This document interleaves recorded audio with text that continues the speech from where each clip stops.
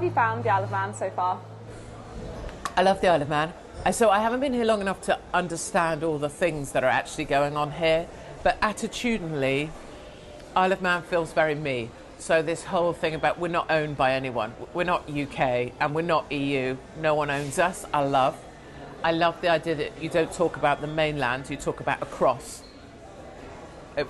Over there, which I think that's positioning wise, that's how I feel about a lot of people, they're across.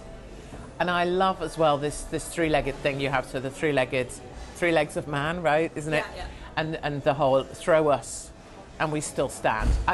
That is all me. I also love the fact that to outward appearances you have fewer rules, which so you don't have to have an MOT.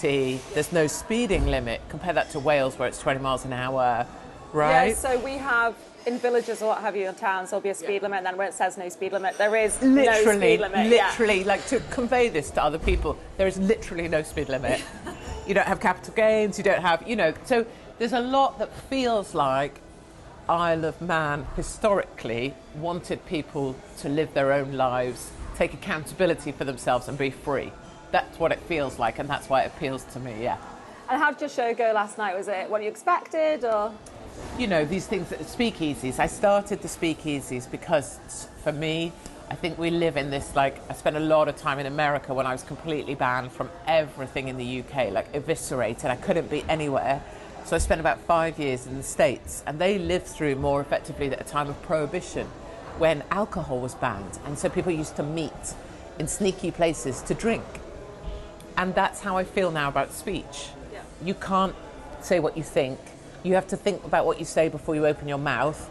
You can, if you're me, you can be arrested for a column in a newspaper or arrested for a thought or a tweet. And so to me, that's what the speakeasy is now. Alcohol is speech. Speech is the new alcohol. And it was about giving people a way to gather and just speak easy. And what's glorious is, for all the things I'm called, all the names, all the other brutal things. But anyway, you know what? I love it. I love that 200 people gathered and they had a lovely time, and they stayed 2 hours afterwards just to line up to have chit-chats. I mean, how cool is that? No, it's ace. And how have you ended up sort of at this moment in your life? Because obviously it was military you were going to go to, wasn't it? 100%. And I still feel like that's what I should be doing. Okay. So out of uni to the Royal Military Academy, sponsored through there by the Intelligence Corps, signed up to serve 35 years as an Intelligence Corps officer, and I told them I would be the first female general. I told them I didn't want a family, I told them I didn't care about anything else, I just wanted to be military. So I was brutal. And I got through Sandhurst, passed out of the academy, and then I'm also, it turns out, and I sort of knew, I was hiding it, that I'm epileptic. Okay. And so my seizures got worse and worse, and I got kind of, I wouldn't say caught, but it was found out that I'm epileptic. And the army figured that, someone having seizures with an automatic weapon might not be ideal in defence of the realm. So I had to leave, ended up in, first of all in business, 5 years in Manhattan, living in Manhattan, working on Madison Avenue. Came back to the UK and decided, right, I need to do something completely different. Applied to The Apprentice, became known, and then ended up in the media, Mail Online, LBC, most read, most listened to, Fox News, Tucker Carlson twice a week. I was kind of known, and then I would not conform with what you're supposed to talk about. I wouldn't toe the line. I would say what I thought. I would go to places and show what I was seeing, and then I was eviscerated, annihilated from the planet by powerful forces that come together to just remove you totally. And so 5 years later, I guess I've popped back up now, and it, in the time of the courts, the Tudor courts, it was the jester that could speak truth to power. So in my new guise as funny woman, you can get away with a lot if you're funny or if you're doing comedy. So you can take to Instagram and say, isn't it shocking that people are destroying the ULEZ cameras? This is pure vandalism. How terrible. You can buy the stuff you need from Toolstation. It's shocking. These people are terrible. And they don't know what to do with you. They can't arrest you because you haven't incited vandalism, but yet my message to my supporters is always, come on, So that's why the funny. And I don't know that I am funny. I think I'm funny, and my audiences have a lovely time. What's the most ridiculous thing you've heard said about you? Oh my God, the list is so long, isn't it? Let's see, what are some things people say? I'm a Nazi, a fascist, that I want old people dead. Yeah. What they said the last few days, that there's so many things people say, that I called for a final solution to all Muslims, that I have, a quote from someone was, I've incited violence, it's a bonkers fest.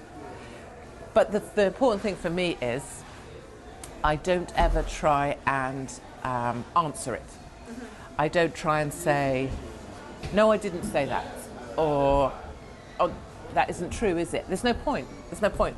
The people who want to believe I am a monster will believe that no matter what. And has it had an impact on you, seeing those kind of comments about yourself everywhere? Not now. I mean, it's been 20 years of being in the media one way or another now. So, this face is this old for a reason. It's been a lot. Telling the truth will always be an uphill fight. And for at least 18 years of this, 20 years, I've been hated. So I'm the most hated woman I was in Britain. When I went on Celebrity Big Brother, I was the most hated candidate of all time. They did actual polling. Daily Mail ran an article before I worked for them, biggest bitch in Britain. I'm used to being thought of the monster. But a really weird thing has happened in that since the world has gone mad, in my opinion, for the last 3 or 4 years, and the Isle of Man and what happened here and the tyranny of government locking down a whole island and separating people from people, which I think is despicable. Since the madness, it's weird that because the world got rocked off its kilter or its axis, people did the same with me.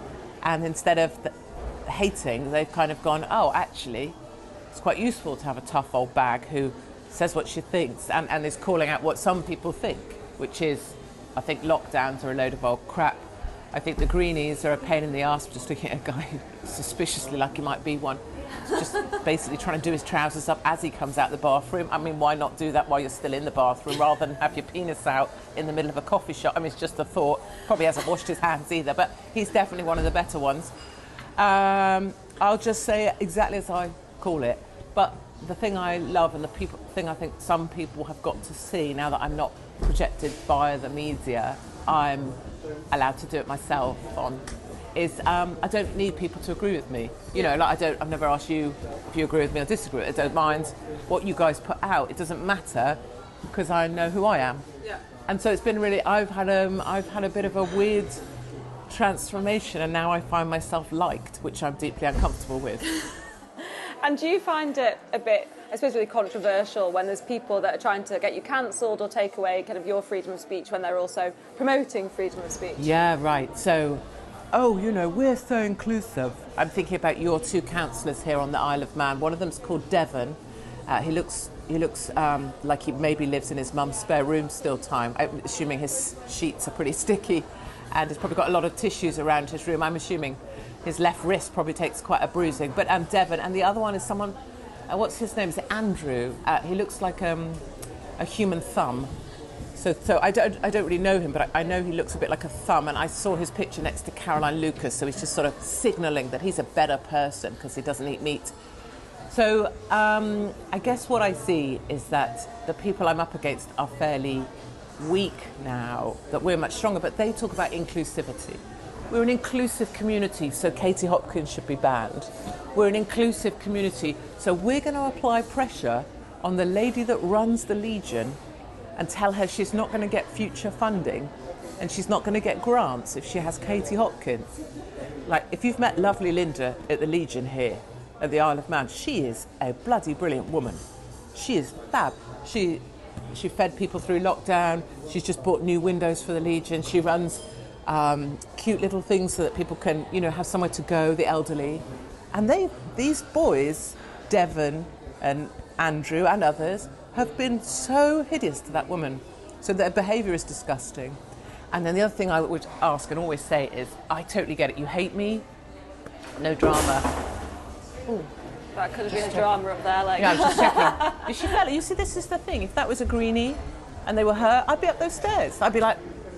So anyway, is why does one person think they have the right to choose what 200 other people go and listen to? Don't like me, hate me, don't buy a ticket. No worries. It's sold out anyway. But why are you trying to... It doesn't matter about me. Why are you trying to stop them?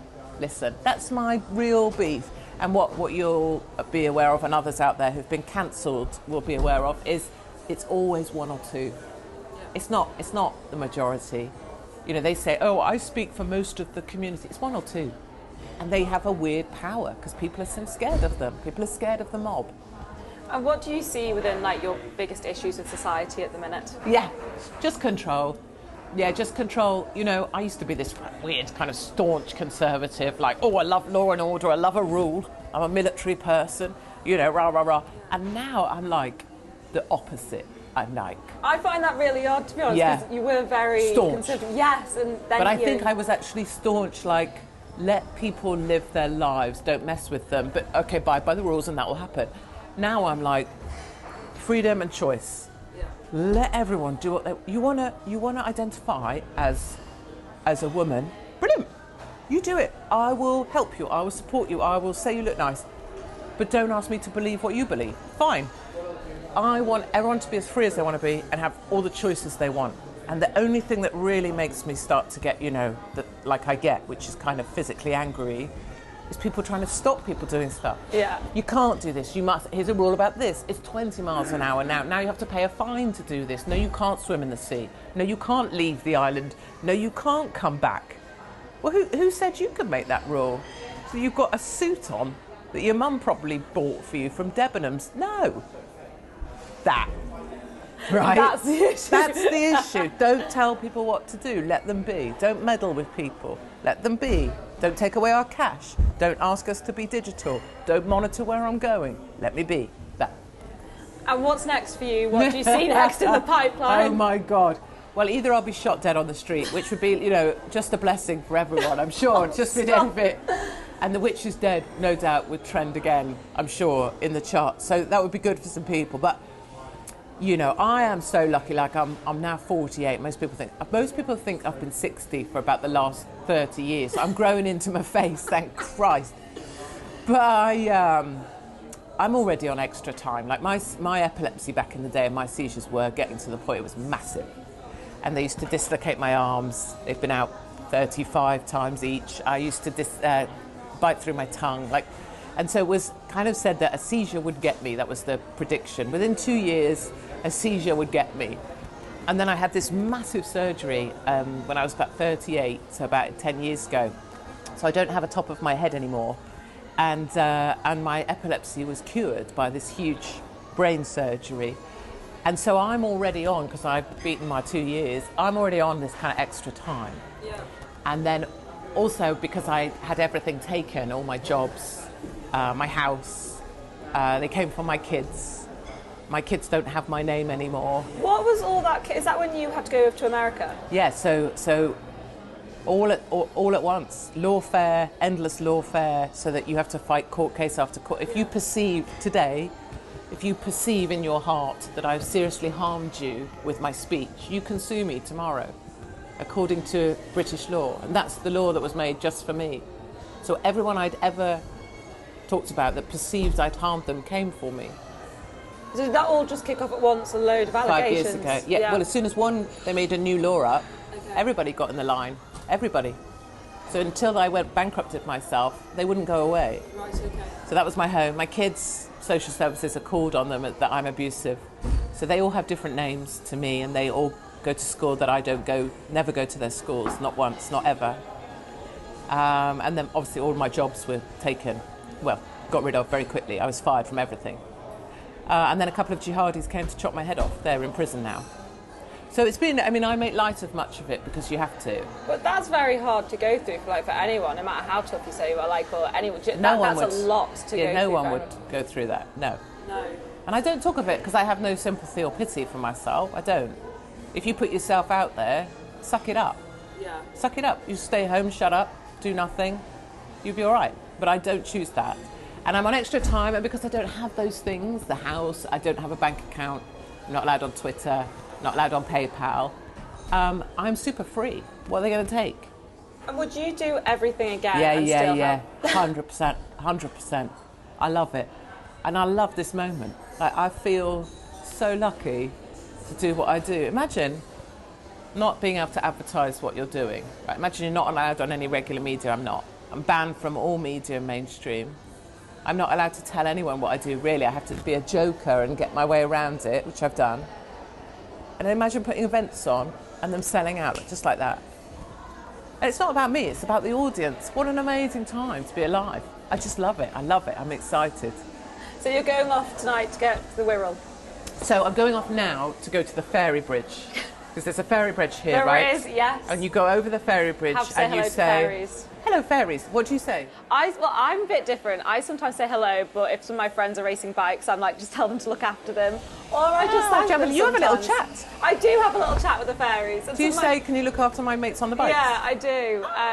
And then other times I just thank them after. So, everyone's different though. Some people just say hello, but I love it. That's just what I'm saying. But you go and you thank them. Yeah, because I remember once when I was about like 8 or so, we went over the ferry bridge and I didn't say hello to the fairies. We got a flat tyre just up the road. And Mum and Dad were like, you want to play? You're going to say, yeah. So I believe in all sorts of things, and I believe anything that's positive and lovely, I love it. So I want to go to the ferry bridge, say hello to the fairies and thank them for letting me do this, and then I'll go to the Wirral, and then we've sold out 2 nights at the Wirral. Fantastic. And then when does your tour end this year? Or is that a good question? Doesn't end until November, last date in November, and then we're already, and that's the other thing, is I'm really beating a path to have venues that have got a spine and will hold. You can imagine, I lost 30 venues last tour because they just got scared and ran away. People don't have a spine. Venue managers want to do it, councils will come along and take their funding. So they all pull just like this. So I'm making spaces that have a spine, like Linda, that will hold, so that there'll be places people can still gather in the future. So 2024 is already in place, Silly Cow Tour, Katie Hopkins Silly Cow. And so I'm excited for that.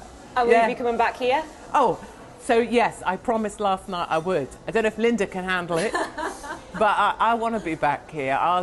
There's something about this place. And my dream would be, wouldn't it be great if we could get all the arseholes off of the Isle of Man? And, Devon, bye!